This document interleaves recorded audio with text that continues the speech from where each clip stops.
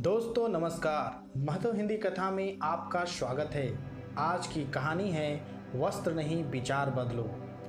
एक घने जंगल में किसी ज्ञानी महात्मा का आश्रम था। आश्रम में उनके 5 शिष्य थे।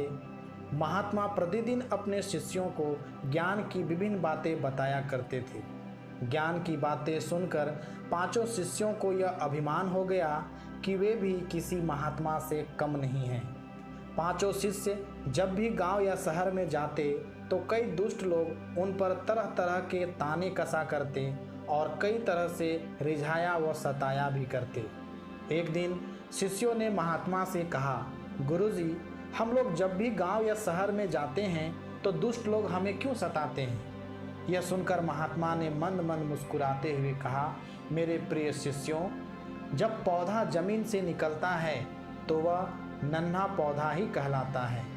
यदि पौधा यह सोचे कि वह एक विशाल वृक्ष है तो ऐसा सोचना उसकी सरासर मूर्खता है।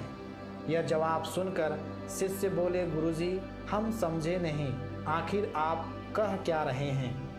महात्मा बोले, तुम मेरे शिष्य हो, लेकिन तुम्हें इस बात का अभिमान हो गया है कि तुम किसी महात्मा से कम नहीं हो। लेकिन महात्मा बनने के लिए अभी तुम्हें सांसारिक ज्ञान की कई सीढ़ियों का सफ़र तय करना है। इन सीढ़ियों पर चढ़ते चढ़ते तुम्हें हितैषियों और अहित करने वाले दुष्टों के भेद का ज्ञान भी मिल जाएगा। अर्थात किसी की भलाई करने पर प्रसन्न ना होगे और किसी के कष्ट देने पर दुखी भी ना होगे। उस समय तुम सही अर्थों में संत कहलाने के अधिकारी होंगे। बाहरी जगत का मोह त्याग कर आंतरिक जगत में विचरण करने वाला व्यक्ति ही एक सच्चा संत बन सकता है। बाकी केसरिया वस्त्र धारण कर या सिर मुंडवाकर बाहरी जगत के प्रपंचों में फंसा व्यक्ति ढोंगी हो सकता है, संत नहीं। यह सुनकर शिष्यों ने अभिमान की धारणा त्याग दी और संत बनने के लिए महात्मा के कहे अनुसार सच्चे पथ पर चलने लगे। दोस्तों, अगर आपको कहानी अच्छी लगी हो तो प्लीज़ लाइक, शेयर और कमेंट करें।